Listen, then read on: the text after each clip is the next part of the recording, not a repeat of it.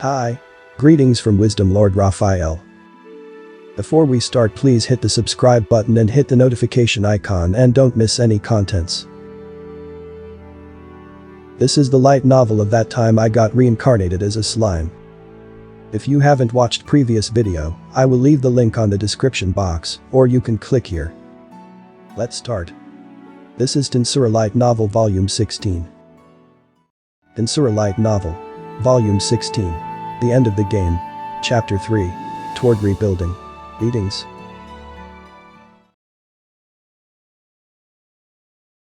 The explanation to King Gazel was also troubling me, but I had a meeting with Masayuki and others today.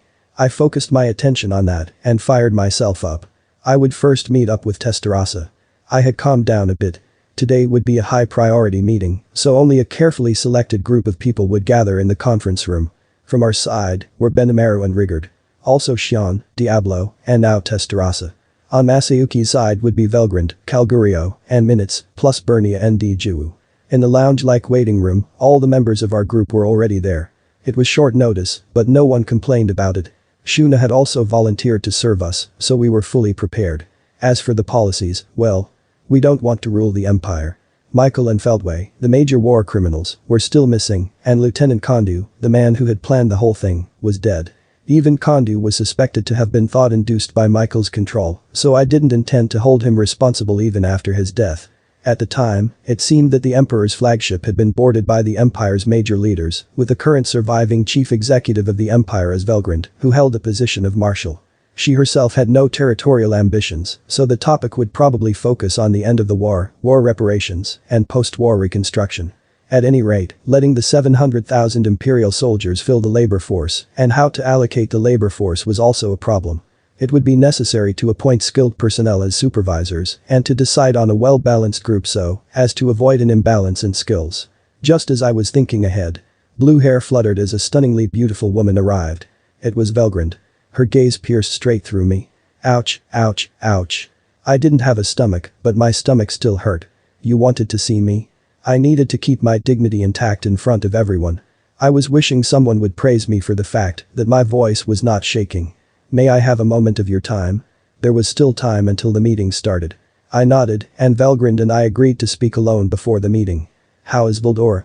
Well, he's fine. I see, that's good to hear. With a gentle smile, Velgrand asked for Voldora's well-being. When I replied that he was fine, she seemed relieved. Looking at Velgrand's smile, my heart ached a little. It was because Voldora was still afraid to deal with his sister, Velgrand. I had asked him if he wanted to see her, but he had replied, I have many things to do, and I'm very busy. Pushing it off in a weak voice. It's shameful, but I was not in a position to laugh at him either. Because, really, this is very awkward. In Voldora's case, I'm sure he was embarrassed, so I decided to leave it alone for a little longer. So, what's up?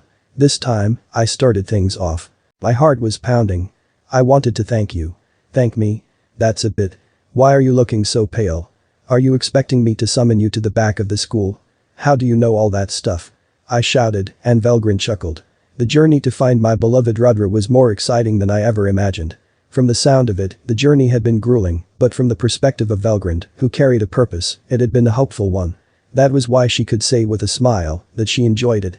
I crossed numerous worlds, spent many years, and pursued that one person. One of the worlds I went to was the one you once lived in. Seriously? Seriously? So that's why her tone of voice felt more casual. She was wearing an Imperial uniform right now, but when she first appeared in the labyrinth, she had been wearing a shirt and jeans. Even just looking at the recorded footage, the sight of her in such a state, defeating her enemies with a single blow, was breathtaking. From the point of view of those who witnessed it and those who were attacked, it did seem out of touch with reality. However, the fact that she passed through the world I was in meant that there was a way to return from this world to the other side. Well, as for me, I'm dead, so there was no point in going back. Wait. In the first place, Velgrand seemed to have jumped, not only through dimensions but also time. If we analyze this, then perhaps. Understood. I will begin the analysis.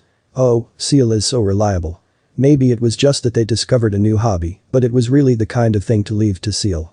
Either way, it's wonderful to have hope. I'm sure there were otherworlders here who would like to go back if they could. If it's possible, I'd like to make such a future a reality. Well, I would do my best to make that happen. Masayuki is the reincarnation of Rudra, isn't he? Yes, he is. And I'm pretty sure he's almost a complete soul. Velgrin muttered to herself, all that's left is the memory. But Masayuki was still Masayuki, wasn't he? Because he was still in that lackadaisical state, I felt a little more relieved. I felt sorry to Velgrind, but to me, Masayuki was not Rudra. Well, how should I put it? I couldn't say that's great, or that's a shame, so I faked it. Velgrind wasn't angry, and nodded lightly. I was a little surprised that she was more subdued than I expected. Yufufu, you seem curious.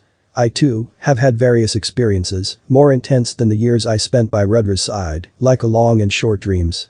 So I am grateful to you. Thanks you, Rimuru. Velgrin thanked me with a heart-stopping, dazzling smile. Her domineering aura, that brought others down to their knees, was nowhere to be found, replaced with a feeling of peace and tranquility. It was hard to believe that this was the same person. It's good, right? Yes. So, Rimuru, I swear to you that as long as Masayuki has no intention, I will not make an enemy of you. So, please do not betray Masayuki. It was a vow I could not have wished for. Besides, there was no need for her to specifically explain about Masayuki. I had no intention of betraying him. All right. I swear, by my name, and by the name of my companions, I will not betray Masayuki. Sometimes there may be a lie of a quarrel, but that kind of thing. Velgrin's gaze became cold and frightening. I understand. I swear I'll try not to lie to him or fight with him unless necessary. I didn't understand. Why did I have to swear?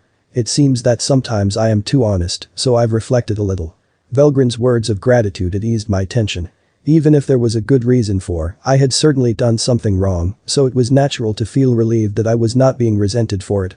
Just when I was thinking that I could now face the meeting in a good mood, someone came rushing into the waiting room. It was Vesta. Hey, what's with all the panic? It's not the time for such things, Rimuru-sama. I just received an urgent message from my home, and it seems the King Gazel is on his way here. By his home he probably meant from one of the family members who remained in the Dwarven Kingdom. Vesta was still a former minister of the great kingdom of Dworgen. He was a duke, a nobleman of high rank second only to the royal family. That was probably why he had been jealous of Kajin, a commoner. Although Vesta was expelled from Dworgen, it did not appear that his relationship with his family had been severed. It appears that Vesta had been keeping in touch with the Duke family. The reason was that Vesta was still the head of the Duke's household. I was also surprised when I was told this. The punishment given by King Gazel did not include taking away or demoting his title. It was only punishment for Vesta himself, and no blame was placed on his family.